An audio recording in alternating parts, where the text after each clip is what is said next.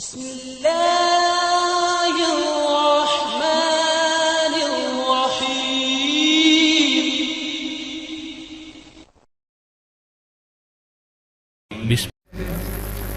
تین کام عید کا چاند نظر آنے سے پہلے پہلے ہمیں مضبوطی سے تھام لینے چاہیے۔ سب سے پہلا کام کیا کرنا ہے؟ سیدنا ابو بکر صدیق رضی اللہ تعالی عنہ کو اللہ کے رسول نے طریقہ سکھایا، اور طریقہ کیا ہے؟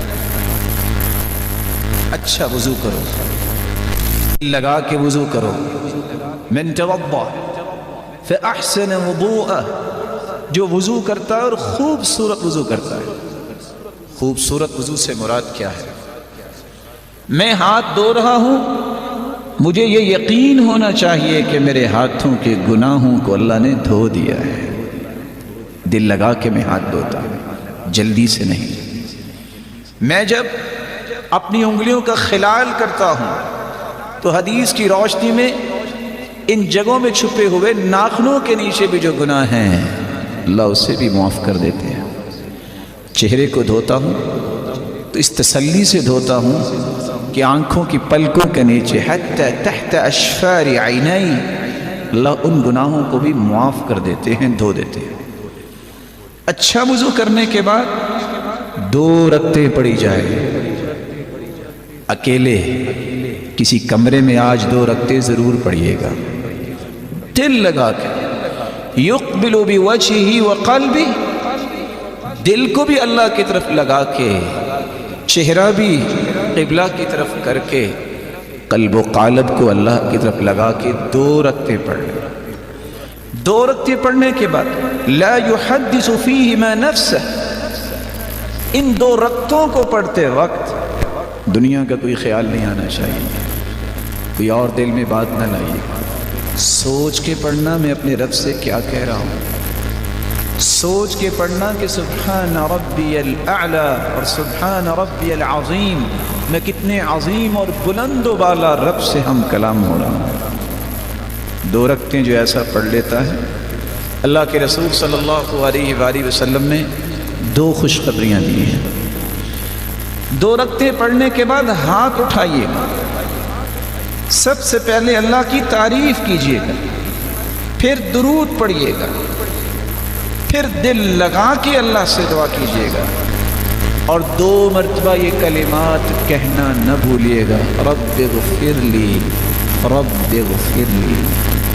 جو اتنے الفاظ کہہ دیتا ہے اللہ کھربوں فرشتوں کو گواہ بناتے ہیں، علم عبدی ان لہ ربا یغفر الذنوب، میرے فرشتوں گواہ رہنا، آج میرے بندے کو پتہ چل گیا ہے اس کا کوئی رب ہے جو معاف کرنے والا ہے۔ عبدی اعمل ما شئت فقد غفر لک، میرے بندے تو آ گیا، تو نے آج تک جتنے بھی گناہ کیے میں نے تجھے معاف کر دیے۔ فرشتوں گواہ بن جانا۔ تو پہلا کام 2 رکعتیں پڑھ کے اپنے گناہوں کی معافی عید کا چاند نظر آنے سے پہلے پہلے ضرور لے لیجئے گا۔ دوسرا کام، رسول اکرم صلی اللہ علیہ وآلہ وسلم نے فرمایا انما الاعمال بالخواتیم، اعمال کی قبولیت کا دار و مدار نیتوں پر ہوتا ہے، نیت خالص ہو تو عمل قبول۔ اسی طرح انما الاعمال بالخواتیم، اعمال کی قبولیت کا دار و مدار خاتمے پر بھی ہوتا ہے۔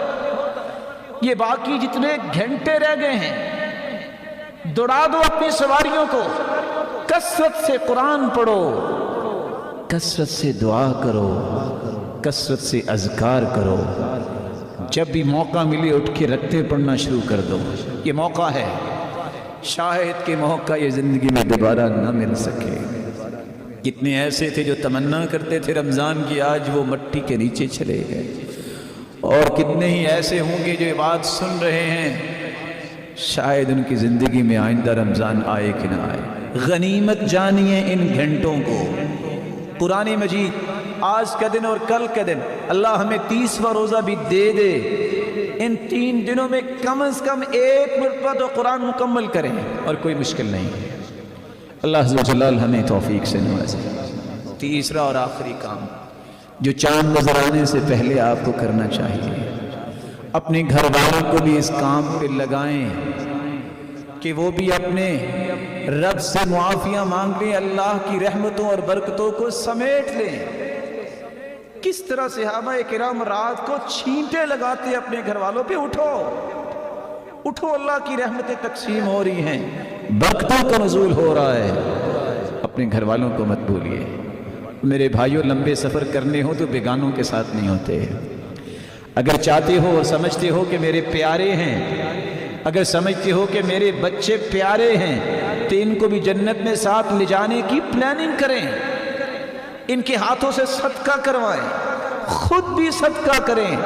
یہ 2 دن رہ گئے ہیں اللہ کو راضی کرنے کے لیے، اور رسول اللہ صلی اللہ علیہ وآلہ وسلم کی سنت کو زندہ کرتے ہوئے آپ اس قدر سخاوت کرتے کہ ریح المرسلہ، جس طرح تند و تیز ہوائیں ہوتی ہیں، اس طرح صدقہ کیا کرتے رمضان میں۔